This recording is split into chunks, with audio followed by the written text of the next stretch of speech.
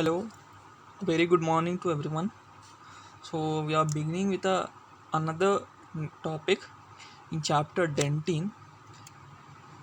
Last class we have covered up to interglobular dentin. In this class we will study about granular layer and the next topics coming. Okay, so we'll begin. We'll see what is granular layer. So granular layer.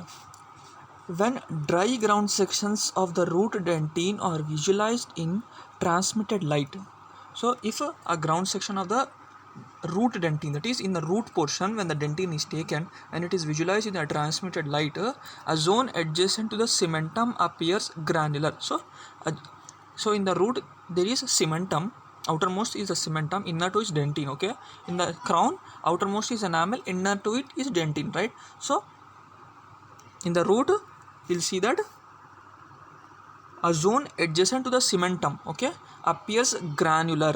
This is known as Tomes granular layer. Okay, in enamel you have seen that there is Tomes processes. Okay, here in dentine chapter we will see Tomes granular layer. Okay, so this zone increases slightly in amount from the cement to enamel junction to the root apex and is believed to be caused by a coalescing and looping of the terminal portion of dentinal tubules.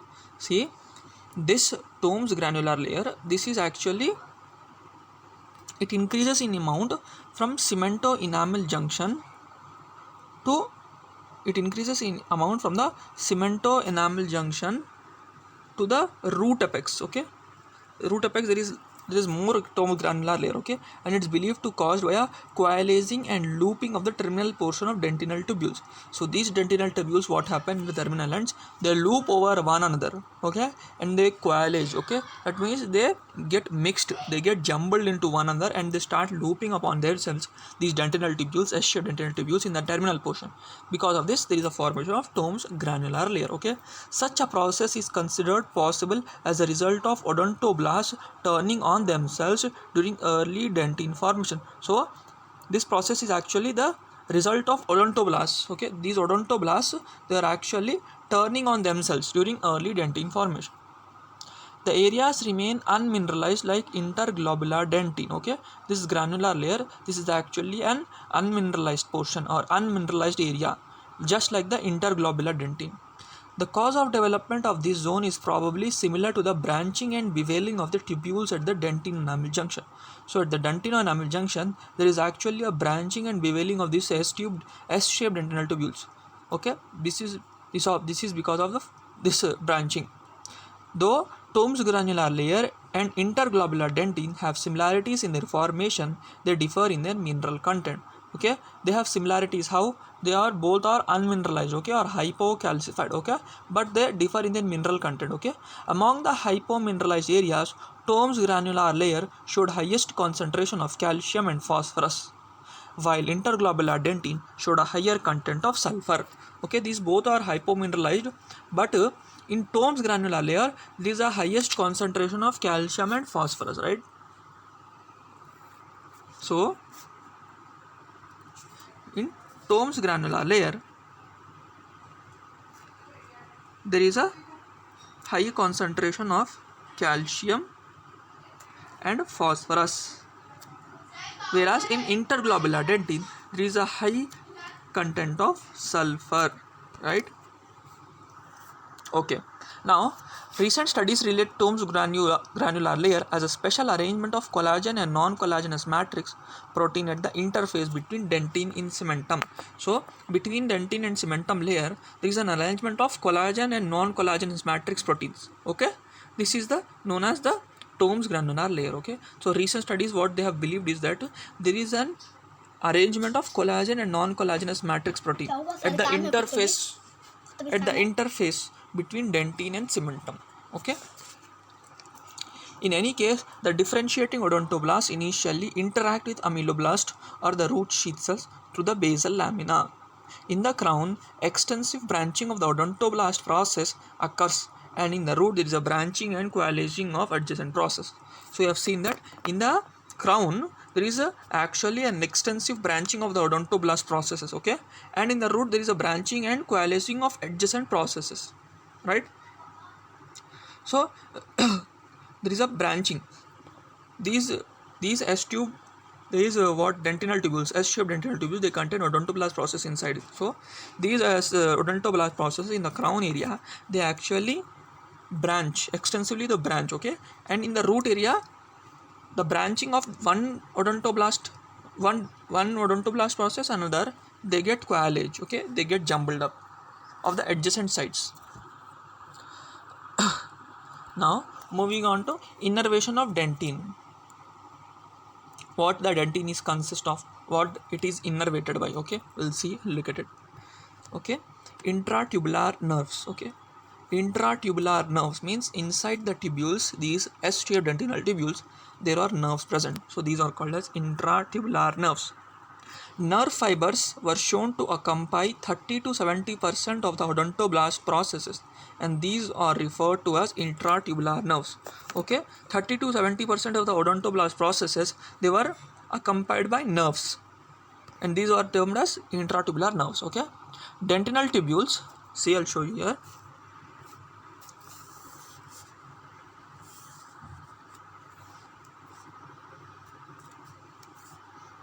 If this is the S-shaped dentinal tubules, inside it, this is the odontoblast, inside is the odontoblast process, and this nerve, I'll show you with green color, this nerve is actually surrounding this odontoblast process, okay, up to here only. These are nerves surrounding the odontoblast processes inside the dentinal tubules, and these nerves are called as intratubular nerve fibers, right?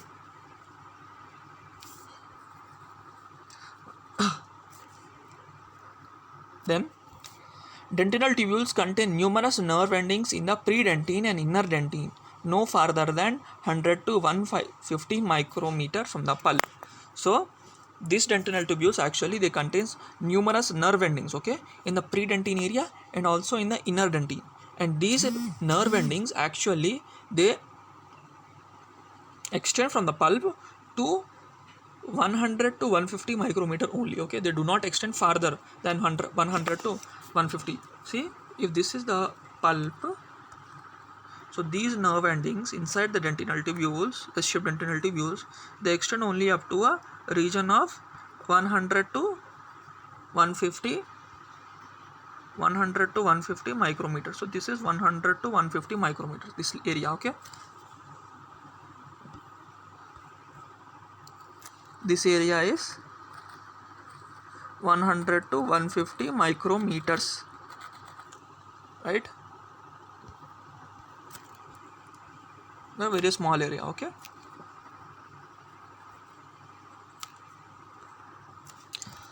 Most of these small vesiculated endings are located in tubules in the coronal zone, specifically in the pulp horns. So these vesiculated endings, they are actually located on the pulp horns, okay. Pulp contains pulp horns, okay. These pulp horns, see, if you see, these are this is the crown, right? This is the crown portion, I'm showing the crown portion, and beneath this crown portion is actually the pulp, okay. This pulp text like this, okay, right? So these are the pulp horns. Pulp contains pulp horns. So these are the pulp horns. Above it, there are the predentine and odontoblast processes. Around the odontoblast process, there are the nerves. These nerves extend only up to 100 to 150 micrometers, right?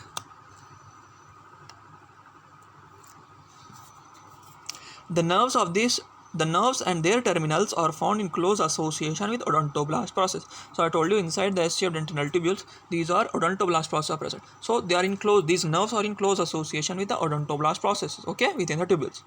There may be single terminals or several dilated and constricted portions. In either case, the nerve endings are packed with small vesicles, either electron dense or lucent. See, these nerve endings, what they are actually packed with small vesicles. These vesicles are actually electron dense or electron lucent, okay, which probably depend on whether they have been discharged of their neurotransmitter substance, okay. You actually know, right, this synapse in the dendrites, okay, the axon terminal, this is a synapse and there is actually vesicles present, right? These neurotransmitter processes. Similarly here there are actually vesicles, okay? These vesicles are either electron dense or lucent, which probably depend on whether there has been discharge of the neurotransmitter substance, right? The neurotransmitter present in the nervous system, that is acetylcholine.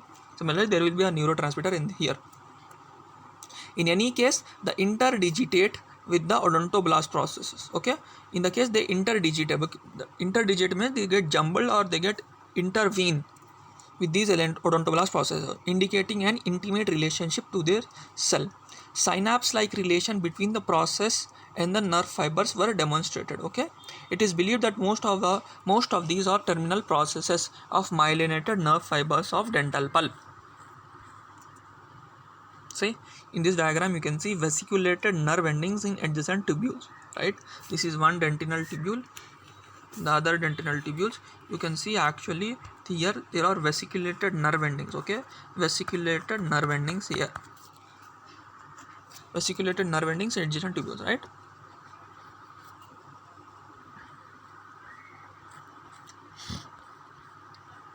See here in this diagram you can see vesiculated endings. These are actually vesiculated endings here and here. These are vesiculated endings, and this is a vesiculated nerve ending in lateral branch, okay? There is a lateral branch actually. See, dental tubules, I told you in odontoblast process they actually have lateral branches, and these are vesiculated nerve endings in lateral branches, right? The primary efferent somatosensory nerve of dentin and pulp project to the descending trigeminal nuclear complex, that is called subnucleus caudalis, okay? The primary efferent somatosensory nerves of the dentin and pulp project to the descending trigeminal nuclear complex, okay? And this is called as subnucleus caudalis. Moving on to theories of pain transmission to the dentin. These theories are actually very important. You have to know, you have to remember these theories, okay? So there are actually three basic theories of pain conduction through dentin, right? Stimulation or pain conduction. There are actually three main basic theories. And what are the pain conduction? So enamel is actually, it is mineralized, okay? It is very hard, so it do not have any receptors or sensory receptors of pain or stimuli, etc. But dentin, as it is soft, as it is made up of organic matrix, it contains pain receptors, okay? It is sensitive. Dentin is sensitive, whereas enamel is not, okay? So we'll see that the first, these theories, okay? The first is that of direct neural stimulations, okay? The first theory is the direct neural stimulation here.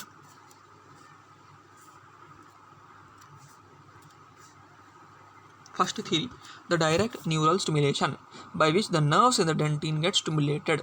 The nerves in the dentinal tubules are not commonly seen, and even they are present, they do not extend beyond the inner dentin. See, this direct neural stimulation theory is actually an incorrect or false theory. It was not approved, because this direct neural stimulation theory, what it says is the nerves in the dentin get stimulated, okay? The nerves in the dentin get stimulated, and the nerves in the dentinal tubules actually they reach up to the enamel. They say that they reach up to the dentin enamel junction and there they get stimulated, but it is false, okay? These nerve, they are actually present very few, okay? If and they are present, they do not reach up to the dentin enamel junction or near the enamel surface, okay? They are only from the pulp to only 100 to 150 micrometers long, okay? These nerve fibers. So this theory was actually false, okay? They say that they are directly stimulated.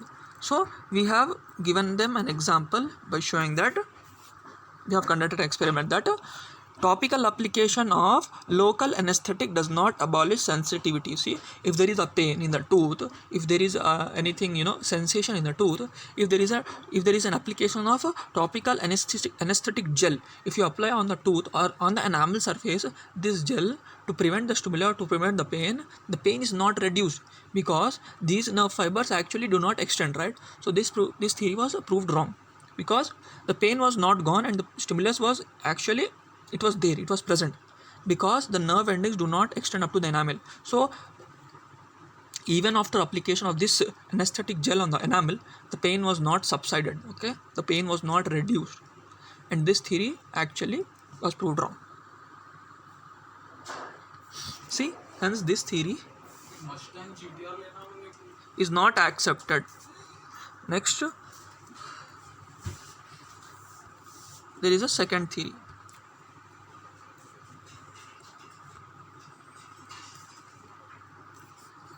Sorry.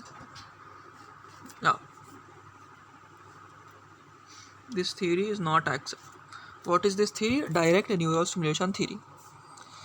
The second and most popular theory is the fluid or hydrodynamic theory. This is the most popular theory and is the second theory.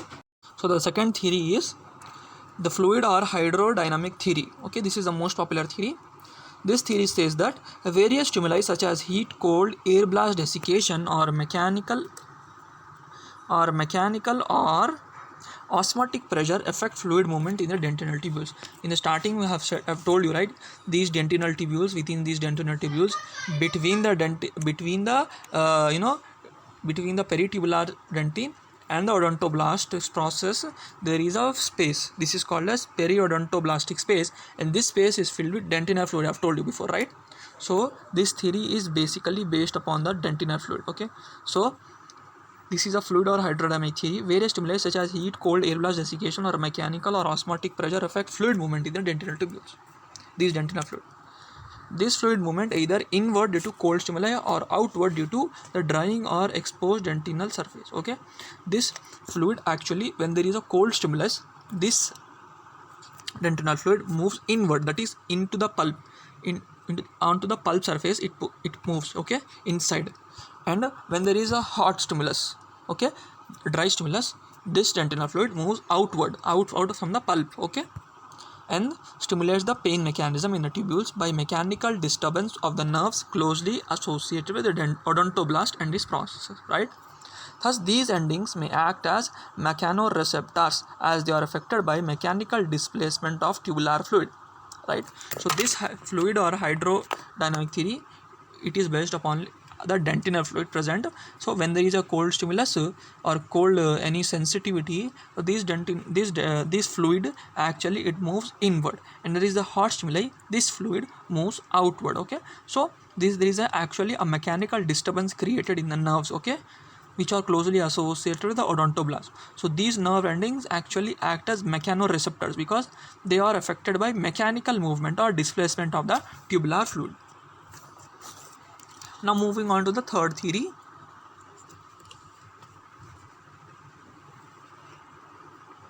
Right, this theory,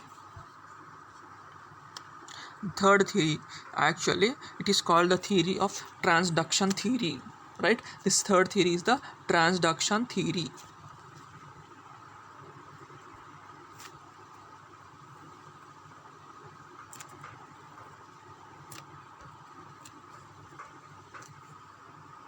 See, third theory is the transduction theory, which presumes that the odontoblast process is the primary structure excited by the stimulus and that the impulse is transmitted to the nerve endings in the inner dentin.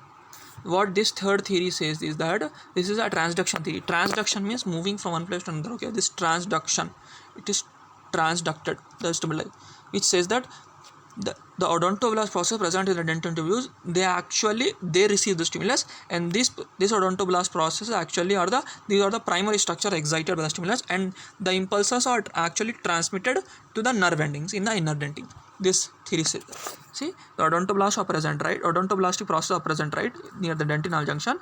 So the stimulus is reached up. The primary stimulus is reached there, it seems, and from there it transported to the inner dentin, and inner dentin these nerves get stimulated. But this is actually false. The odontoblastic processes, they do not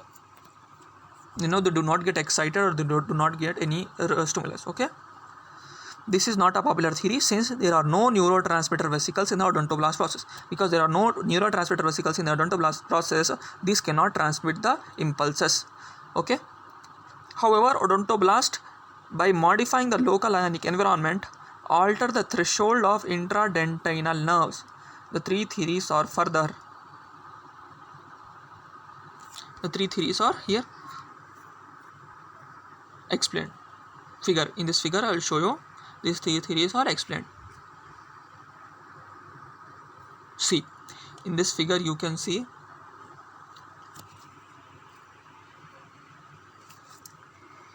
these are the dentinal tubules inside, or the odontoblast. These are the lateral branches. Okay, These are the lateral branchings here, lateral branchings, right? These are the odontoblast. These are the dentinal tubules. Inside that you can see this white color patch inside, small dot, that is the odontoblastic process, right? Now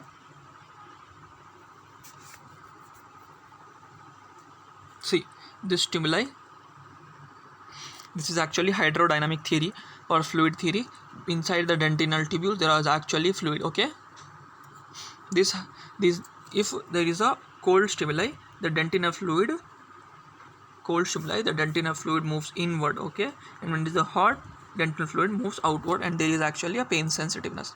And this one theory here is the transduction theory. What does the transduction theory say is that these odontoblastic processes present, they actually carry the impulses. These are the primary sites of impulse receiving, and they transmit it to the nerve endings here down.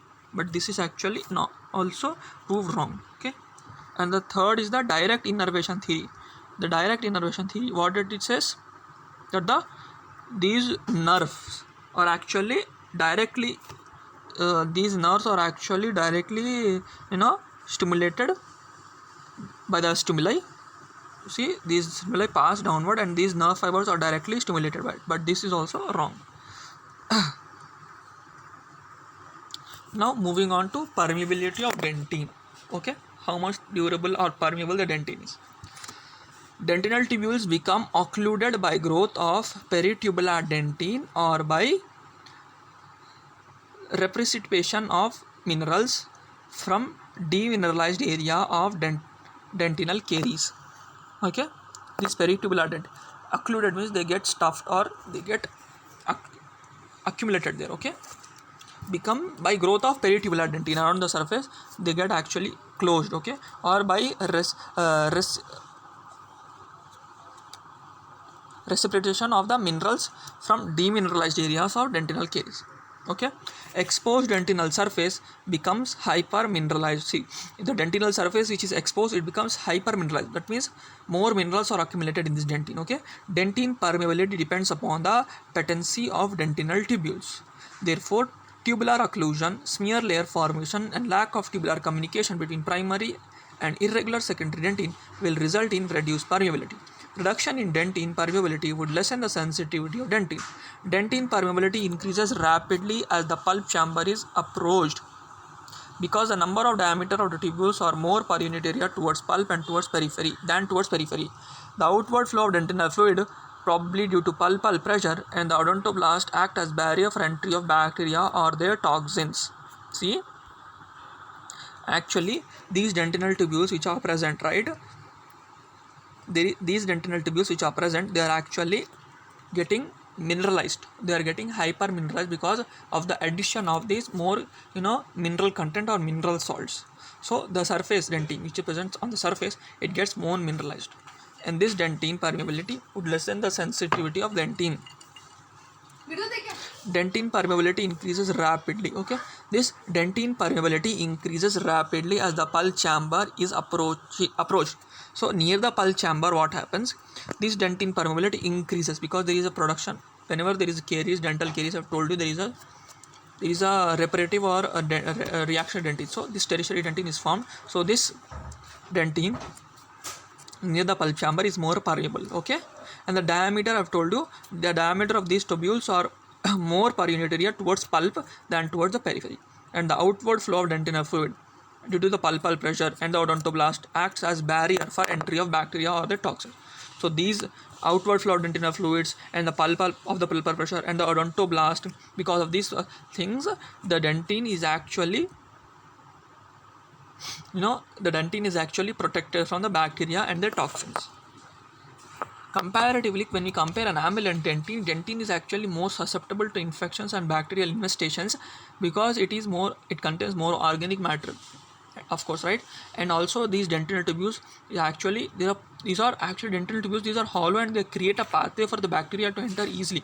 But in in enamel, there are enamel rods without solid structure, and they do not allow any bacteria. Okay, so enamel is actually more hard and it is brittle, so it does not allow many bacterial infestations. Okay, and it is more more avoiding the bacteria, and this dentin is actually more susceptible. Moving on to age and functional changes.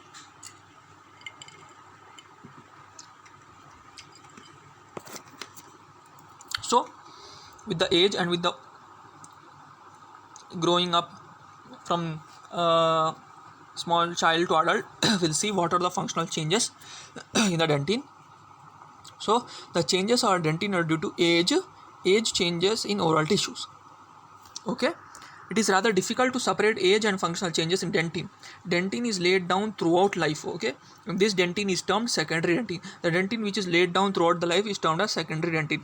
If dentin forms as a result of pathological process like caries, it is termed as tertiary dentin.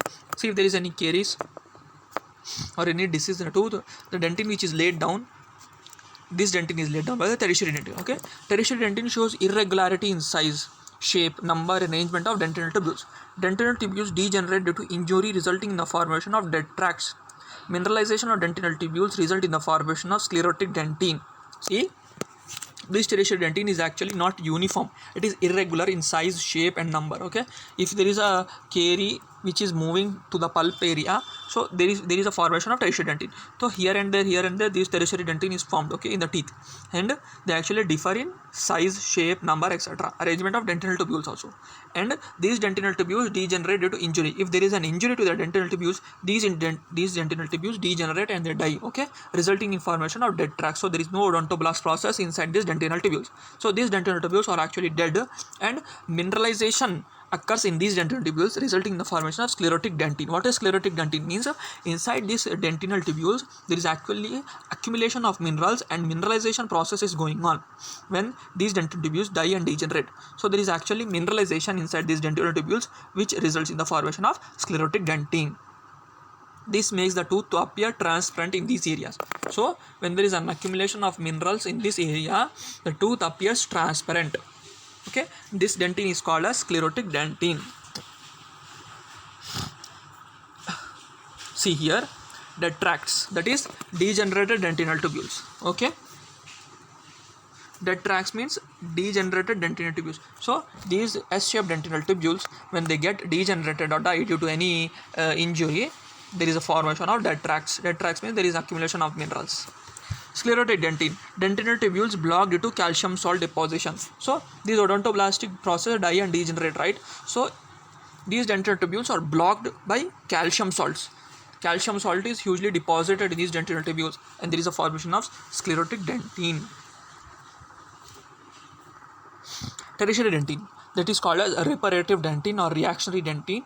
This is the regenerative dentin, very regular dentin, and osteodentin. Formed dentin contains odontoblast similar to bone in appearance. So this dentin actually they consist of odontoblast that is similar to bone in appearance. Okay, they contain osteodentin. Formed dentin contains odontoblast. So this is the tertiary dentin.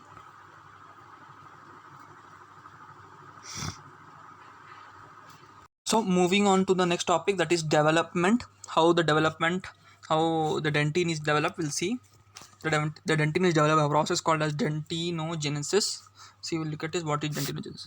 Dentinogenesis begins at the cusp tips after the odontoblasts have differentiated and begin collagen production.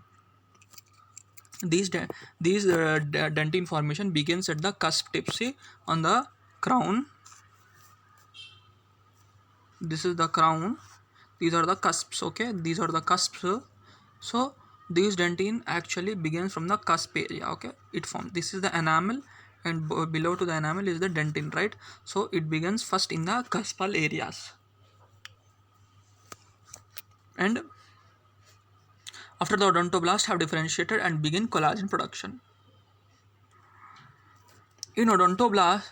In odontoblast differentiation, fibronectin, decorin, laminin, and chondroitin sulfate may be involved.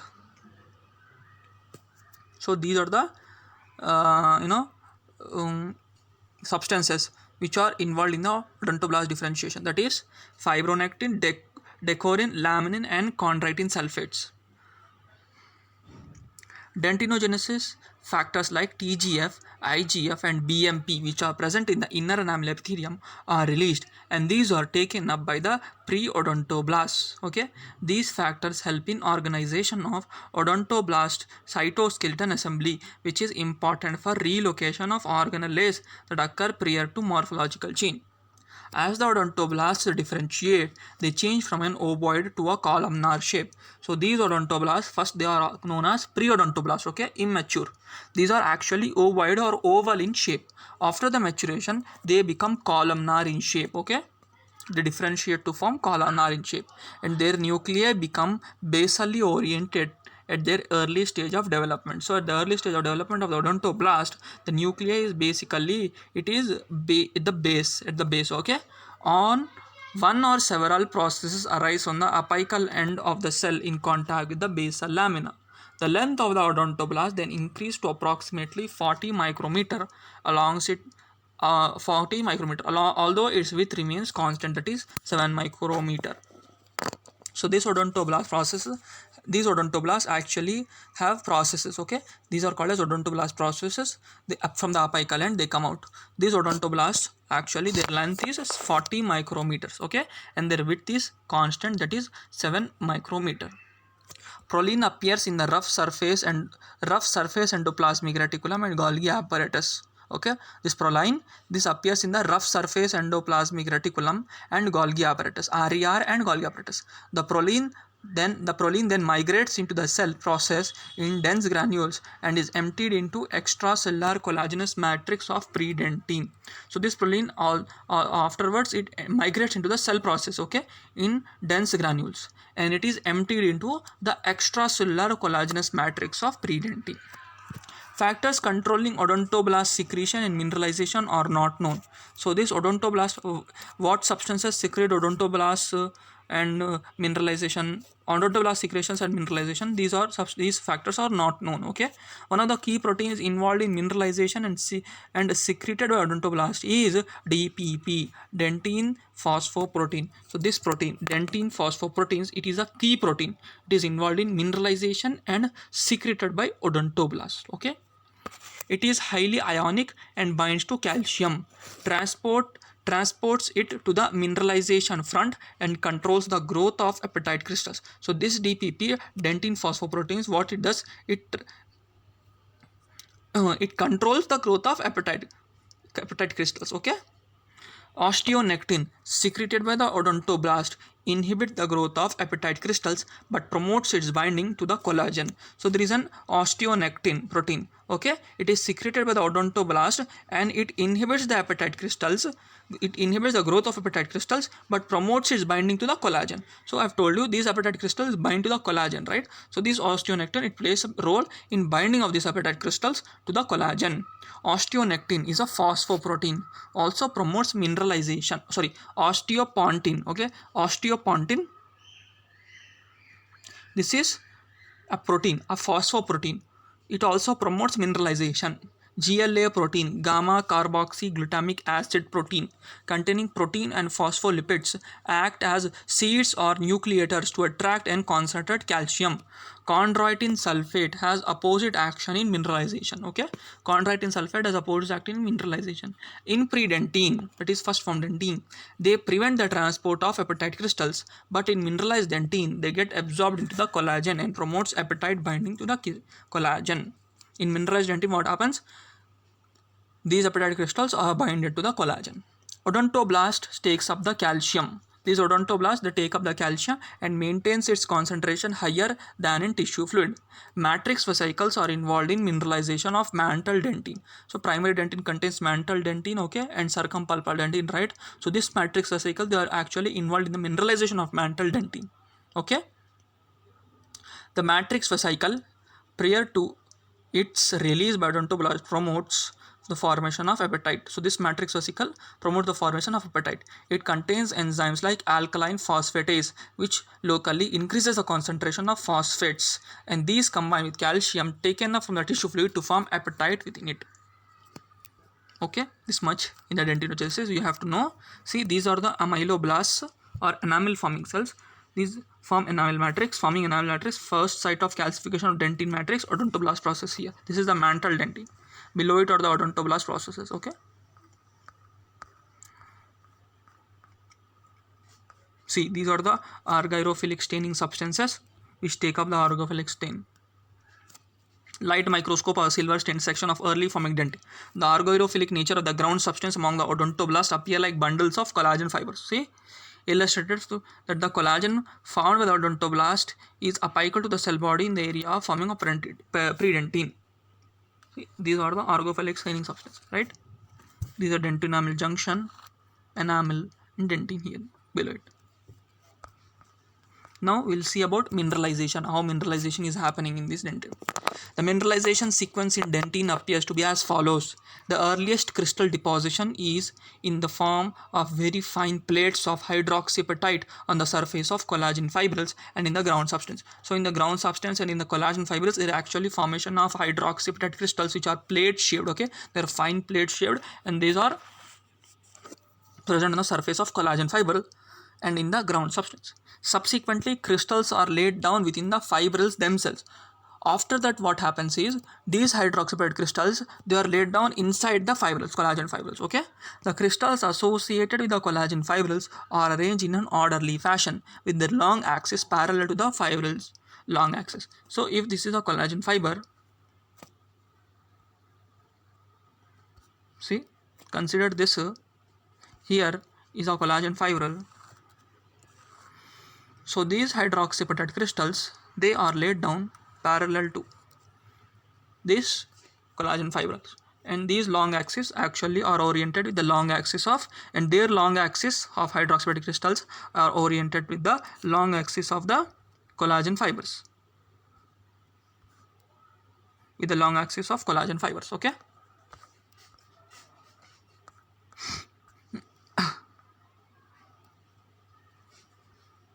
See, the crystal associated with the collagen fibers are arranged in an orderly fashion with their long axis parallel to the fibril long axis and in rows conforming to 64 nanometer striation pattern. Within the globular islands of mineralization, crystal deposit appears to take place rapidly from common centers. It is so called spheroid form. These are seen at the first sites of calcification of dentine. The general calcification process is gradual, but the peritubular region becomes highly mineralized. The peritubular means surrounding the tubules. This area becomes highly mineralized at a very early stage. Okay, it is 9% more mineral. It has 9% more mineral content than the intratubular dentine. Okay. Although there is obviously some crystal growth as dentine matures, the ultimate crystal size remains very small, about 3 nanometer in thickness and 100 nanometer in length. So these hydroxyapatite crystals, they are plate-like and they are 3 nanometer in thickness and 100 nanometer in length. Okay, the apatite crystals of dentine resemble those found in the bone in cementum. So these apatite crystals, hydroxyapatite crystals which are present in the dentine, they closely resemble those found in the bone and cementum. They are 300 times smaller than those found in the enamel. So these hydroxyapatite crystals found in the enamel are actually larger, and which are found in the dentine are small. Okay, the enamel's hydroxyapatite crystals is 300 times more big than the found in the dentine. It is interesting that two cells so closely allied at the dentinum junction produce crystals of such a size difference, but at the same time produce chemically the same hydroxyapatite crystals. See, chalcospherite mineralization is seen occasionally along the pulp predentine forming front. Dentine sulfoproteins DSP present in mineralizing dentine affects the rate of mineral deposition, while other proteoglycans present more in predentine inhibits the calcification to prevent premature calcification of predentine. So these dentine sulfoproteins, it is present in the mineralizing dentine and it affects the rate of mineral deposit. Okay, whereas the other proteoglycans present in this predentine, they inhibit calcification to prevent premature calcification of the predentine. So this dentine sulfoprotein, they promote calcification and they promote the mineral deposition, whereas some other, that is proteoglycans, that is also present in the predentine, they inhibit calcification of predentine to prevent premature calcification of the predentine. Here this is the enamel, you can see below to the enamel is the dentine. Dentine enamel junction is present here. Okay, the dentine enamel junction, it is present in this region.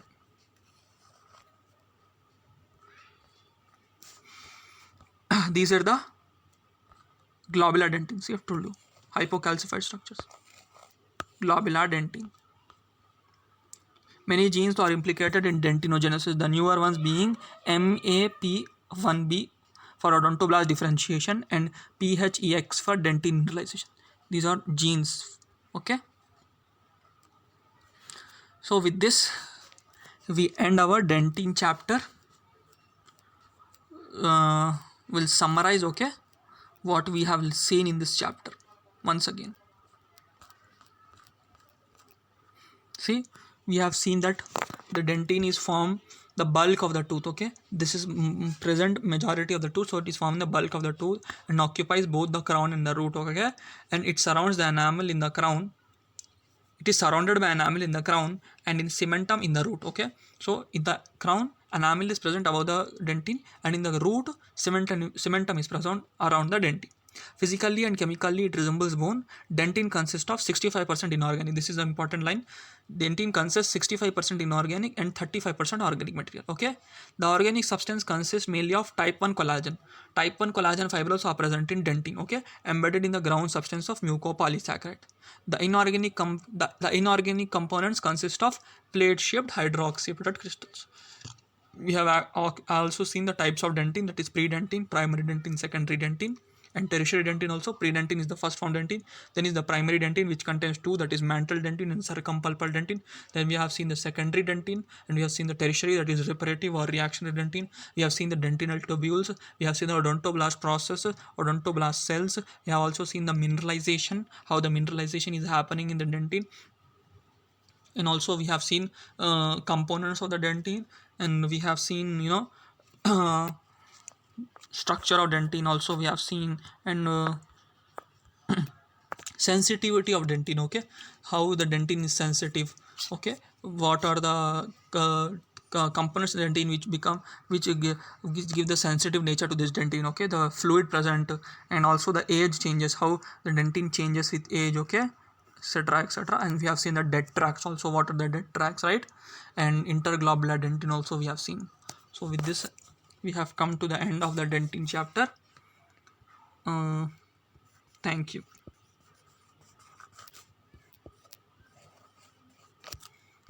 If you like this lecture, please give it a big thumbs up and subscribe. Thank you once again. Bye.